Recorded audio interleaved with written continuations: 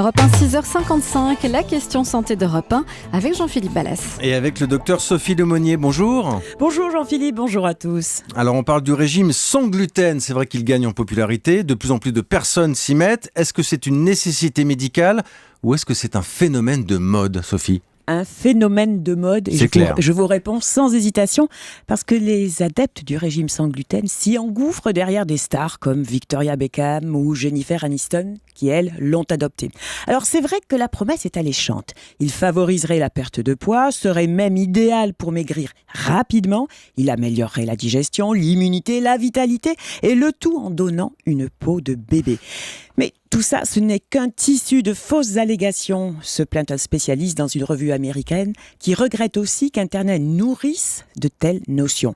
Le problème, c'est que le régime sans gluten pourrait entraîner des carences. Et donc ce régime, il existe bien, mais habituellement, à qui s'adresse-t-il ? Le régime sans gluten, c'est indispensable pour une fraction infime de la population. C'est pour les intolérants à cette protéine qu'est le gluten.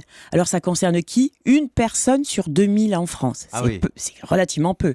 Et ces malades, ils doivent absolument éviter cette protéine. C'est en fait aujourd'hui le seul traitement dont on dispose. Mais le problème, c'est que du gluten, il y en a un petit peu partout. Essentiellement dans les céréales comme le blé, l'orge, l'avoine, le seigle.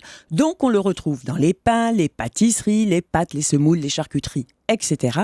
Par contre, il n'y en a pas dans les produits laitiers, le jambon, les poissons ou les fruits. Alors c'est facile de traquer le gluten dans les produits achetés dans le commerce, puisque l'étiquetage doit mentionner sa présence, mais c'est quasi mission impossible au restaurant ou à la cantine. Pour bien comprendre, Sophie, qu'est-ce qui se passe si on en absorbe et qu'on a cette intolérance donc au gluten ? Tout dépend si la maladie a été diagnostiquée à l'âge adulte ou chez l'enfant. Chez le jeune enfant, l'intolérance au gluten apparaît dès l'introduction des farines et elle se manifeste par des troubles digestifs, une courbe de poids qui stagne. Là, le diagnostic est relativement facile à faire et reprendre du gluten, pour répondre à votre question, expose à des troubles digestifs sérieux, une anémie et même des hémorragies. Mais l'intolérance au gluten peut passer inaperçue pendant des années et se révéler par des signes digestifs moins marqués, accompagnés d'autres symptômes pas très précis, comme des digestions un peu lentes, des ballonnements, une fatigue générale, bref, un diagnostic pas évident du tout. Et en fait, les personnes intolérantes se rendent compte qu'elles vont beaucoup mieux lorsqu'elles commencent à exclure le gluten de leur alimentation et le diagnostic, alors après, peut être confirmé par des examens. Alors on revient à ce phénomène de mode. Sophie, pourquoi de plus en plus de personnes suivent aujourd'hui ce régime sans gluten alors qu'elles ne sont pas malades ? Comme je vous le disais au début, parce que des people comme des stars du showbiz s'y sont mises, parce que l'idée s'est répandue aussi sur Internet, l'idée qu'une alimentation sans gluten est plus saine. Parce que des restaurants affichent clairement leur carte sans gluten, de même que la grande distribution s'y met, elle promotionne de tels produits et leur réserve ces têtes de gondole.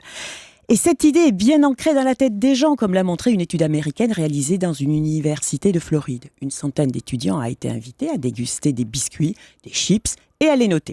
Certains paquets étaient étiquetés sans gluten, d'autres non, mais tous, en fait, étaient sans gluten, ce que les testeurs ignoraient. Et la surprise, 33% des étudiants ont considéré les aliments étiquetés sans gluten comme meilleurs pour la santé. Le spécialiste qui a lancé cette étude conclut qu'un effet de mode agit très clairement sur l'image de ce régime, inutile pour les non-malades.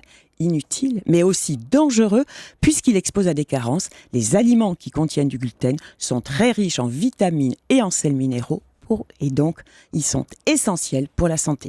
Conclusion donc, pour maigrir, on fait un régime, oui, mais pas sans gluten. C'était donc la question santé du docteur Lemonnier. C'est tous les jours à 7h-5 sur Europe 1. À demain Sophie, bonne journée. À demain.